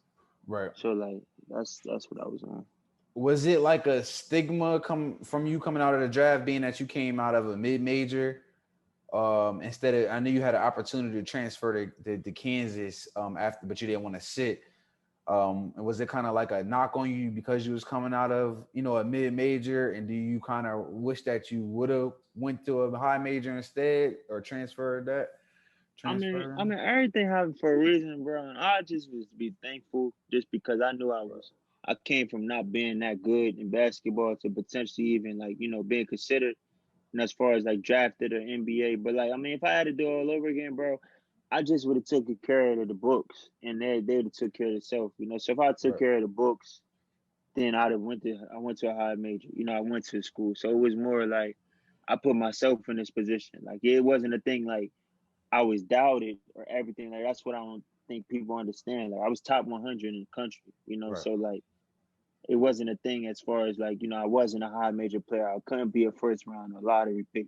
I just didn't put myself in that position Right. because of the things I was doing and stuff I was going through at home, as mentally wise too. That just was hindering me as far as in the classroom or everything like that that people don't really know about, understand. So I just put myself in that position. So like when I started leading the country and scoring, I started doing those type of things. It was like this is not nothing like I didn't that's not surprising to me because like Right. my pop played in the league. I done seen everything. I done played with pros already. I done Right. lost my best friend. I had rough times when I was younger. So it was like I didn't. It's nothing else that you can really tell me on that court. My so it's like I it is no like ceiling for me. It's still like to this day, it's not gonna never be no ceiling for me. I have to do whatever I want on that court. So like it wasn't like me mid major. Yeah, I was more like I'm from Delaware type of thing. Right. I So own it. Yeah, I wasn't on that. I own that. um now you signed a contract to play overseas. You for some reason didn't get drafted, which is still beyond me. But what was that like, signing that contract to play overseas, and were you kind of upset that you didn't go to the NBA? I'm not. I mean, I wasn't like I said, bro. I wasn't. I mean, who doesn't want to go to the NBA? So I Right. would be saying Right. lying to say that I wasn't. Didn't feel no type of way. The draft, it was just a record in the draft, bro. It was 21. It was 19 to 21 Europeans taken in my draft. It was the most Whoa. ever in the NBA draft, bro. So like, I don't know. I mean, everything happened a reason. Maybe God just ain't want me drafted Right. or in the NBA right now. But it's like everything happened for a reason, bro. And honestly, like what people don't know too, bro, like and my patella was always messed up, bro. Like, with Oh. me, had this crazy ACL, MCL, and patella tear. Uh, My patella was always messed up since I was probably in high school. Like right. I want to say early college, bro. Early college. Mhm. And when I got a surgery for my patella, I mean, in my ACL, my MCL, Mhm. they told me that the scar tissue that was so built up in it was been messed up for like years and years and years. Damn. So it was like, so with me, with my bounce, for instance, and I'm honest, like I said, bro. So like I knew like I still to this day think I can play in the NBA. Right. As I'm sure a lot of people do, as I'm sure a lot of people have their own opinions, but I'm sure a lot of people do think I can. But I knew that I wasn't AJ English the third. You feel me? As far as like when y'all remember me in high school, I was putting it through my legs, I was dunking on people, I Fact. was everything. I was doing everything besides maybe like crazy handle, but like bounce wasn't never a thing. 40-inch vertical was never a thing. And my patella was messed up the whole time. I didn't know. So when I was going to like workouts and stuff, they would say like, dunk, or even in college, I wasn't, it was times that I would show glimpses, I would catch a crazy dunk, but I wasn't doing the consistent. Right. But when I was in high school, I was doing the consistent. It wasn't like the competition. It was more because my knee was messed up. Right. So like speed up to like the process of the draft and everything, I was testing bad, not knowing that my patella was messed up, bro. So Right. that's how later down the line, my knee just wore down so bad. That's why I ended up tearing my ACL, my MCL, and they reconstructed my patella because it was messed up. Damn. So that's what I'm saying. That's why, like, I knew, like, at the end of the day, it was something that Right. was, because I just like, bro, I'm not myself. Like, I know when Right. I get a step on somebody, I'm not going to dunk on them every time, but I'm going to finish above the rim, bro. I was Right. dunking since I was in 7th, 8th grade. I was putting it through my legs since 10th, 9th, 10th grade, like, or 10th, 11th grade. Right. So I'm like, and so that's what people don't understand. So, like, now it's fixed. So Right. we're going to see what's Right. going to happen. But Now, after the draft, you did get a chance to play in the NBA Summer League out Vegas. I know that was a crazy experience. Talk about that for me. it was cool, but it was like that. The Warriors leaving, KD end up going to the Warriors. Ian Clark end up signing. So back to the Warriors. So like during the time after the draft, I was upset, of course. During the time, just like during, I wanted to hear my name. I wanted to be on 2K, had a logo Right. over me. Like, I Right. was Right. just like Right. the Delaware stuff. I'm like, bro, I don't care. Like, I'm not really like, I knew I was gonna be able to play basketball the rest of my life. I got offered 6-figure contract at Portsmouth from the first game.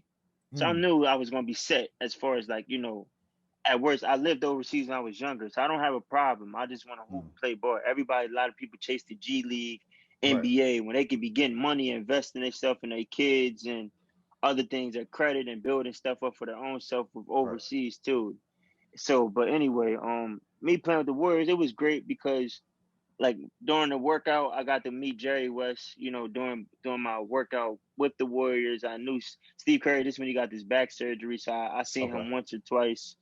But I knew it was just a little bit strange what was going on because um the coaches was changing just because they had lost in the chip to the Cavs. That's when I think they came back down Okay. from the 3-1 lead. So Right. Right. Right. KD signs. I remember I'm at Iona working out. KD signs. So I'm like, oh yeah, okay. I'm Okay. playing with the Warriors. KD signs. So then I'm like, all right. So I'm doing the math. Like, I'm gonna win it out. Like, it's a couple light skins over there. I think I can go get them. So like, let me figure it out. All right, KD. All right, blah blah. So then I'm like, all right, bet. So then I'm going to summer league, and I remember Ian Clark signs back. So I'm like, Mm. hold on. If Ian Clark signs back, like that don't add up. Like that's like 2-3 guards now. Already got Sean Livingston, I got Iggy, Shirley, got Iggy, Steph, got Clay, Steph, KD. Clay. They signed Pat McCall. Oh So I'm like, fuck! I hold forgot up. about Like him. this shit, Oh yeah. man. They signed Pat McCall. Pat McCall is my man. He's 6'6" guard. So I'm like, hold on. Barbosa's still hanging on by a limb somewhere. And they got Ian Clark. So I'm like, oh, I ain't no dummy. But it's potentially 6 spots and it's 7, 8 people. Ain't no way in the world. I don't care who my pop is. I don't care who I am. I ain't going to get in on the Warriors, bro. Yo, facts. It was So crazy stuff. I'm like, oh, so that they stacked ship because Bron beat them. So they Damn stacked right. ship. So I'm like, Facts. oh yeah, this about to go up. So I don't even know if I even want to be a part of that. Like, cause they about to be on something over there, bro. So I'm like, nah. So I called my agent. Man. I'm like, hold on, bro. Like this don't add up. Like he said, I don't think Ian Clark's gonna stay. Ian Clark gets their veteran minimum. Come on, bro. So I said to him, Yeah, like, that's let me crazy. switch summer league teams. Right. Because the combine I played well, I averaged 19 at the combine. Facts. I Then remember that. my coach was supposed to be the summer league coach. That's why I went with them. Casey Hill was who was the Okay. Santa Cruz G League team, G Okay. League coach. I was supposed to be the starting coach. I was supposed to start at the point guard. Me, Royce O'Neal, that plays with the Jazz, Right, Pat right. McCall, Right. Damian Jones, that's I think that's his name, that went to Vanderbilt, a Yeah. couple other players. So that was supposed to be the little things going on. And then all of a sudden they bring in Kiefer Sykes, that went to Green Bay from Chicago. Mm-hmm. They bring in other players. I'm like, hold on, what? The Kiefer Sykes pulls me to the side like, bro, you could play. Said, bro, you an NBA boy. I've been watching you. I ain't gonna lie to you. They brought me over here. They told me I'm playing 35 minutes a game at the point. So Damn. I said, hold on, what? So I called my agent.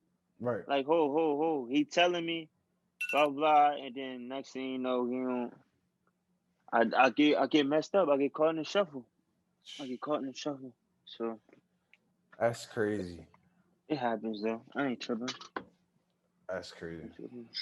Yeah. Um.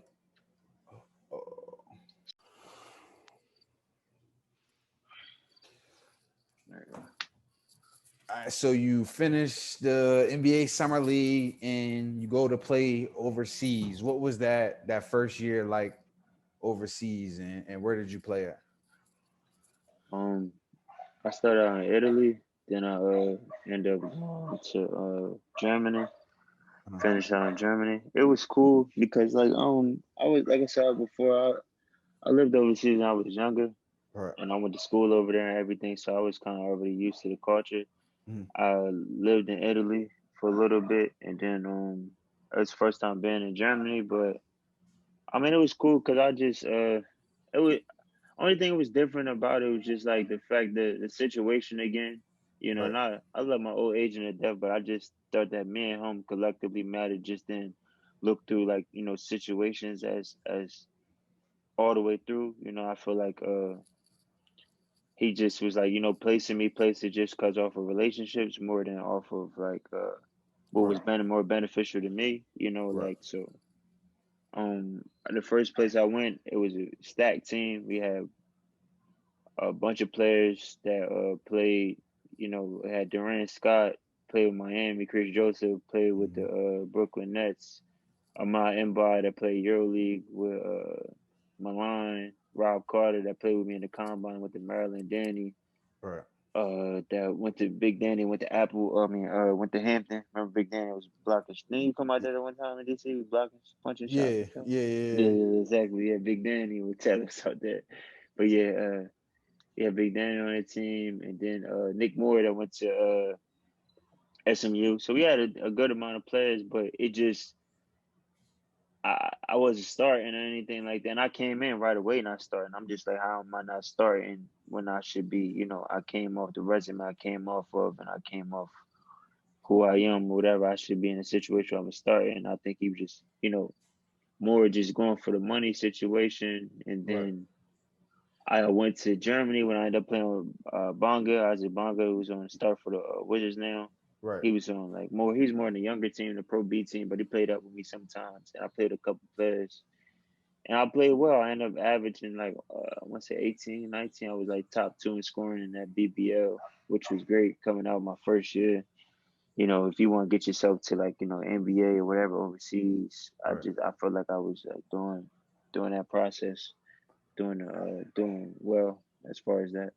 What's something about overseas that people may not know about? Because I always tell people, and I never played overseas or went overseas. I always tell people like, "Yo, it's not what you think it is. Like, it's like trenches." I remember it was times where you be online 1 o'clock in the afternoon on Xbox, and that's how we would communicate. You feel me? It was like you be like you was really. It was like isolation almost, and you Yeah, I be mean by yourself. overseas is tough because you by yourself, like you said, you're 6 hours ahead, like where the countries I was in. So like it just is hard because you know with me, I didn't have nobody really over there consistently with me, Mhm. and I just like you said, like if I'm about to go to sleep and y'all just getting off of y'all days, as far as whatever work or just relaxing, at 5, 6 o'clock time, we all get on 2K, GTA, whatever we play on Xbox, Right. and I'm ready to go to sleep. So I'm up trying to stay up 1, 2 in the morning. So it's just hard because I'm over there 10 months. So birthdays, uh, holidays, I'm spending over there, and it's like I'm young, I'm fresh out of college. So like mentally with me too, like I didn't think I was going to be overseas. So I thought I was, potentially going to be in the league, which I'm sure a lot of players did do, but me definitely, what I was doing in college. So it's different, but like, I think I go back to like the St. Thomas More situation when I was in a boarding school with Mm. an all boys school. So it was like, prep Right. me to, it wasn't no worse than a all boys school in the Right. middle of the Yeah. woods. That's So true. like, at the end of the day, it's different genders over here, and it's, I still can just go out and, relax and, have money in my pocket. I'm a pro now. So that was cool for me, but it's just definitely a learning curve. And the basketball is way tougher than the NBA. It's no comparison. I seen somebody post that on like Switch Cultures. I think it was Tony Roten, and he Yeah, played in the NBA. He was like right. And Lucas said that. overseas. Luka did say that too in the interview. It was like Yeah. overseas is way harder than the NBA. I feel like, them NBA guys, they get pampered, they get to see they kids every day. You know what I mean? And it's It's like, it's not even it's not even that though, bro. It's just the basketball alone. Like, yeah, seeing your family and stuff here for sure, but at the end of the day, they're traveling too. But bro, like imagine like you said, like college rules overseas with pros, bro. So imagine like you right, got college rules. It's like no defense for 3 seconds, so the big man can sit in the paint. right. Is so imagine like a 7 footer sitting in the paint, no three, he can stay in the paint the whole time. A 6'8", 6'9" on his right side, 6'7" on his left side, Mm, 6'4", 6'5", depending on how tall you want your guards at the top. You can play zone, you can sit in the paint. So like they're fouling, more physical, and they can and knock then it you off the gotta rim, right? then they knocking off the rim. So everything gotta be switches like majority of the time or like clean shots. Then they can knock it off the rim. So it's just I mean, I adjusted to it just because skill wise, I was able to because I could shoot and like, get to where I want on the floor and my strength. Going back to my strength helps me out a lot over there, but it's definitely tougher because then we go back and we come home and that's why I be averaging 30 or 40, whatever, in these little programs around like, these places because it's like it's 3 seconds. The big can't sit in the paint. So like I build by you. If I got my bounce, I'm dunking it. If not, I can drop it off, or I can get to a mid range game. Overseas, it's not like that. Right. Now that you mentioned it, these past few years, you've been coming home. You played in the Rumpf Classic.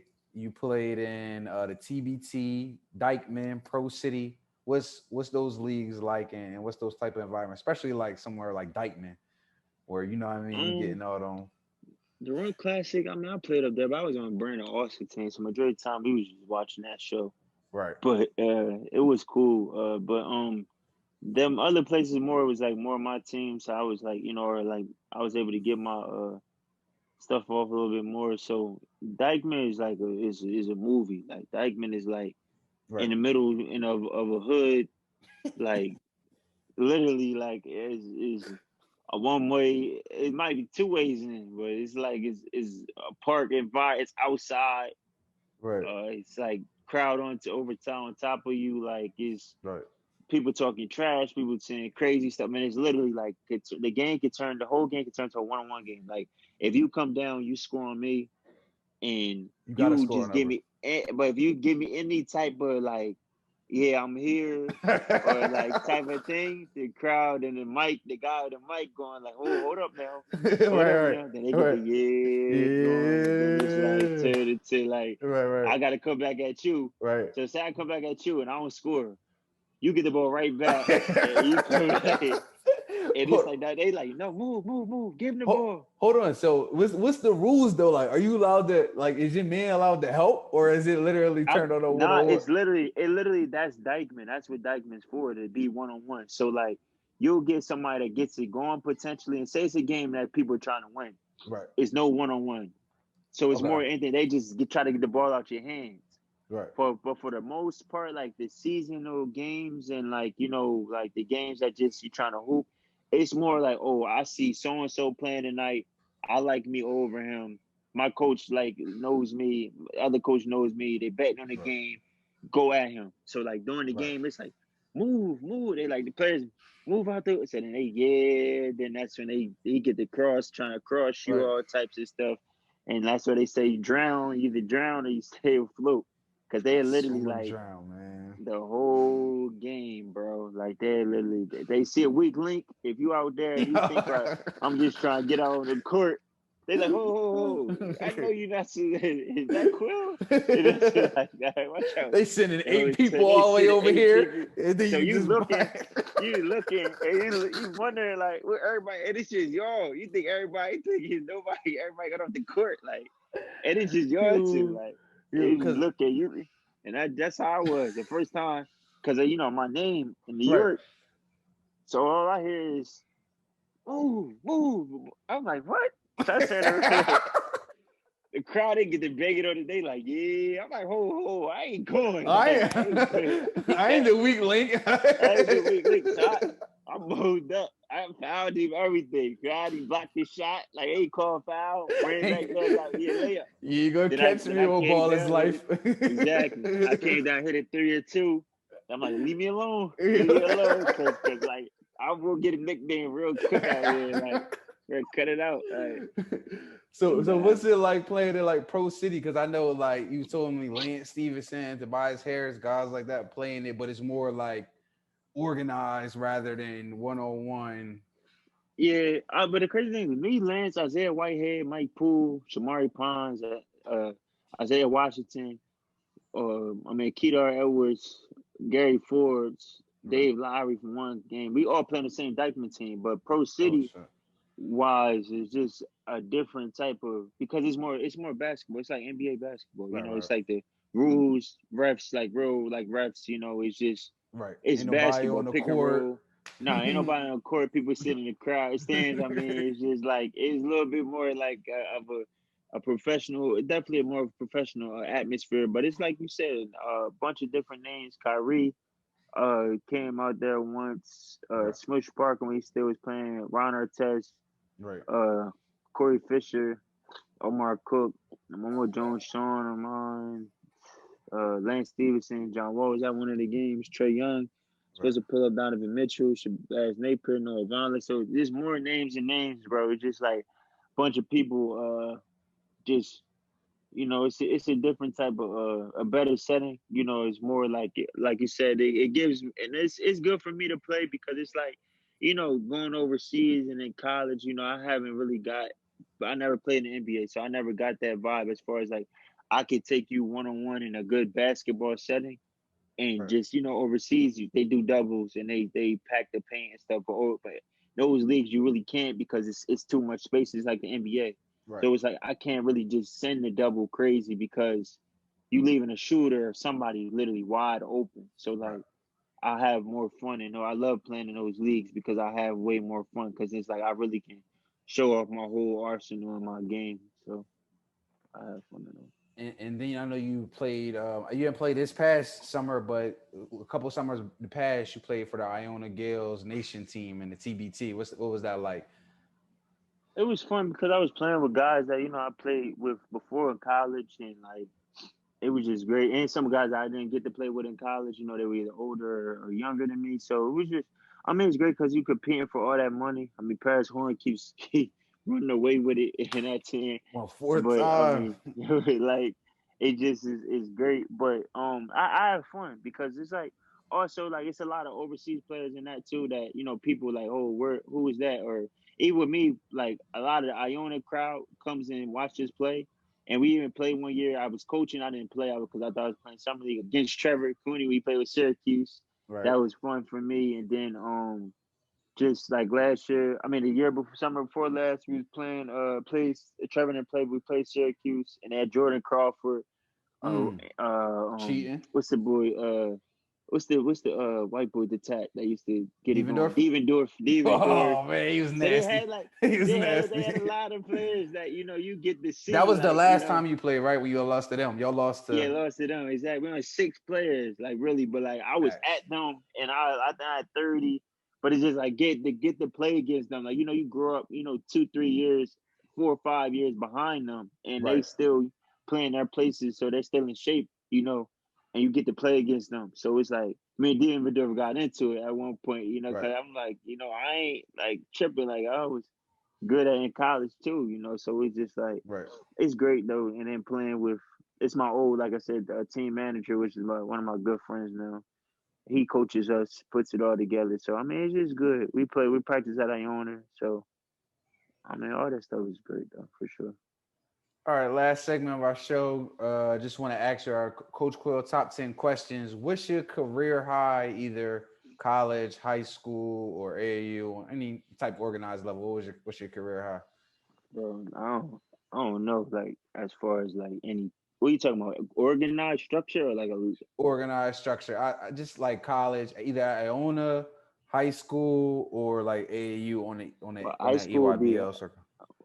56, and high school Iona 46, and then EYB, and then EYBL circuit I scored 35 or 40, I think 40, 16 or under 40, and then yeah, that's it. And real life scoring machine. What's your favorite hoop sneaker? My favorite who say all Kobe's. I'm a Kobe fan, Laker Right, fan, right, about to right, win the chip. right, So right, I'm right, just all like Kobe. right. I love Kobe's. Always Nah, Kobe guy. we definitely got that in common. What's your favorite like artist or song to listen to before the game? Who gets you right? Um, I kind of like with me. I kind of listen to a lot of people because of like whoever's like hot at the time. The crazy thing is, how I'm think I'm like listen to my brother a lot just because Right. I miss my brother, and he's just like my brother give me hype, always give me hype, like Facts. regardless. So like, Facts. I Your I brother definitely I bring the like energy. yeah. So I love my brother's songs. So I would listen to my brother, of course, Gunna Baby, Meek. Like Right. it Right. depends what's hot at the time, but if I had it consistently, I think definitely my brother's song. Shout out. Even I like Bones and Murdy and all them too, though, for sure. I Facts. like all of them. They They get they all be got a going. little So vibe. exactly, but like definitely my brother. We definitely got shout out to your brother. We gotta get him on the show soon too. Who's your favorite current NBA player, or who is your favorite NBA player growing up? Um, my current NBA player, I like a lot of players, honestly. I mean, um, it was Kobe, but Kobe, first piece Kobe, and he basically he retired, so it was I don't really honestly have one. I like a lot of players. I love KD, Harden, Bron, Right.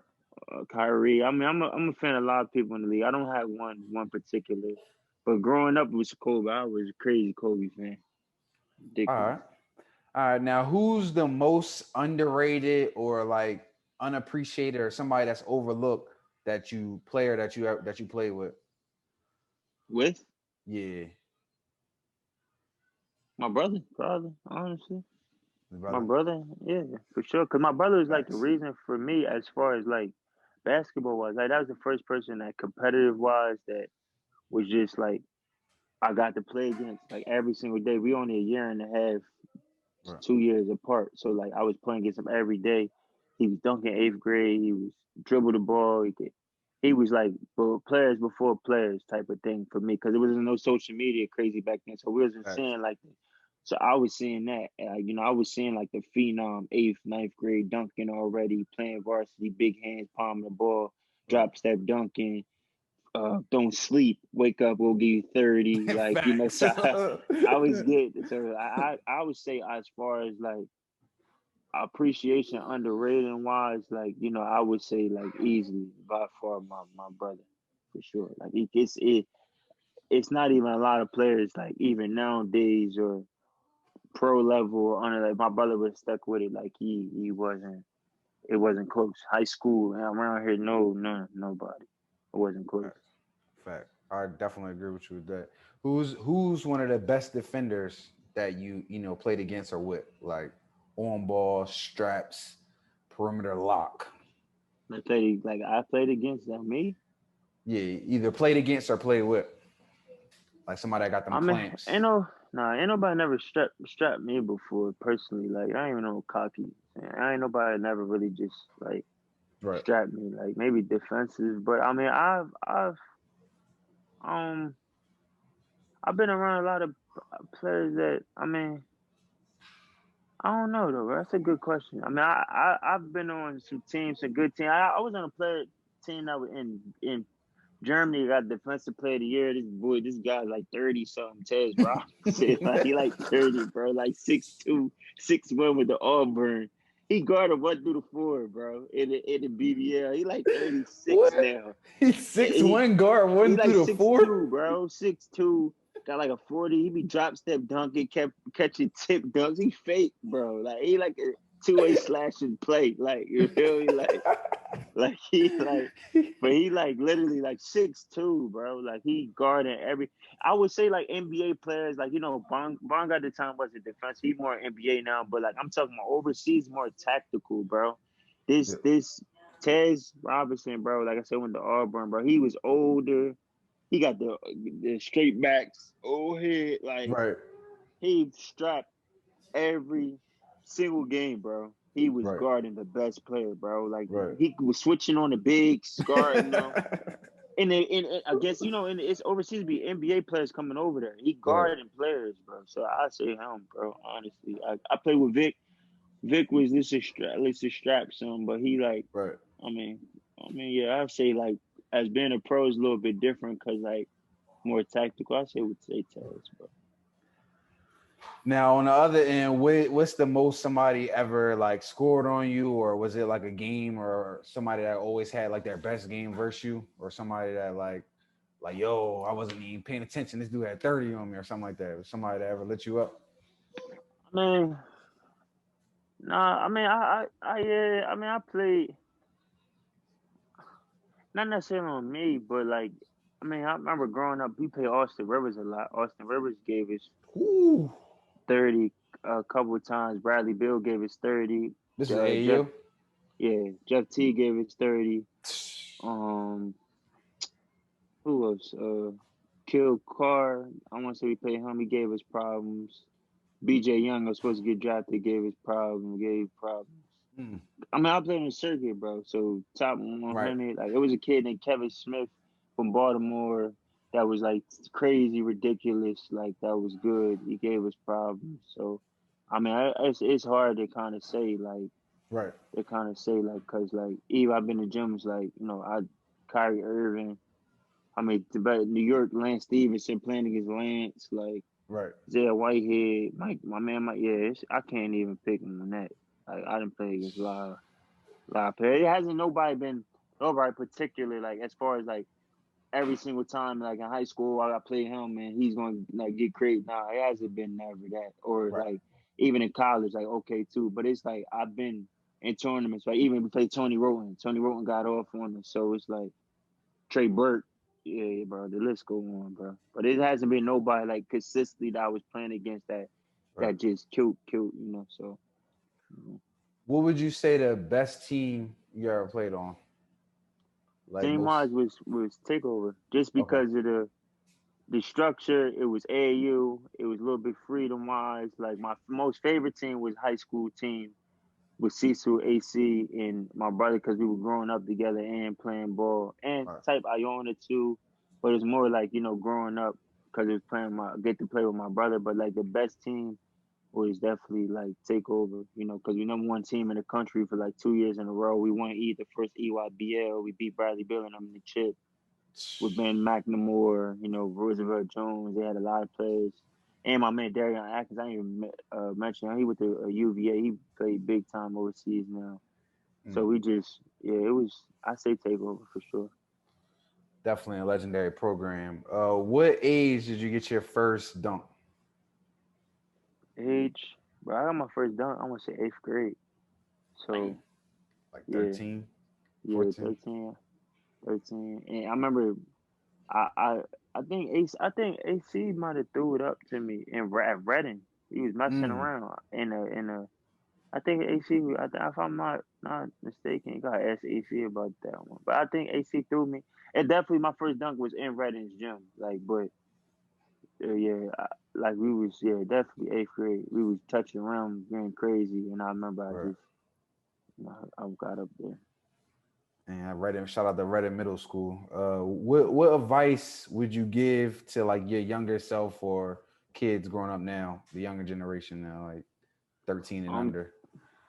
to my younger self, I will just tell myself to stay focused and like don't be afraid to like as far as like be me.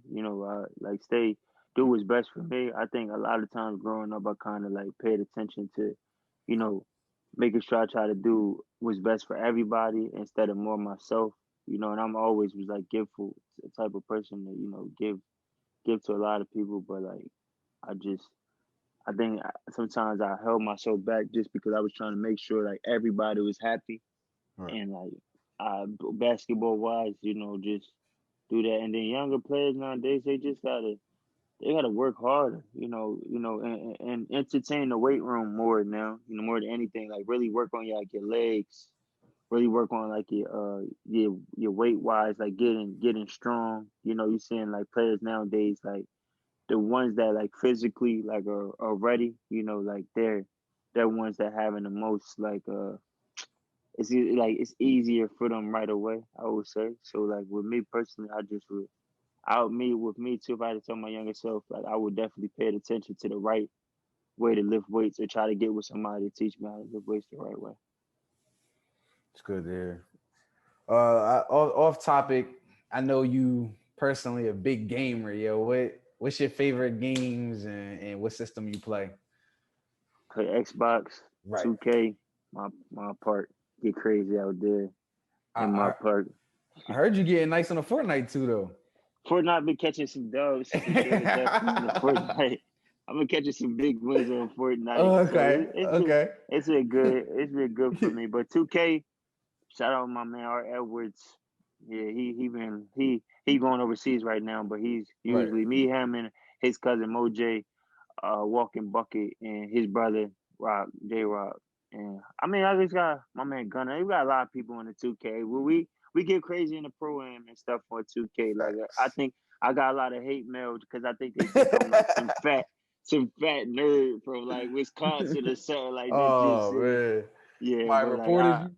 they reported because they think I'm cheating. I'm on a. They call me sweat, all type of crazy stuff. Like I got to put myself offline because it's You friends I don't even can't even play with. Like it's right? You just can't even have fun. can't even have fun. But it's like nah, 2K. I'm different with them my play for sure. All right, Definitely, bro. Well, I appreciate you taking the time out for the interview on Coach Quill podcast, man. We definitely gonna link when I come back to Delaware, man. definitely, Much man. love, Keep yo. keep this going, man. For Appreciate sure, you having me on. Everybody, stay tuned to the podcast. Great thing for Delaware. Love you, bro. for Appreciate sure, you. bro. Love you too, man. I'll catch up with you, bro.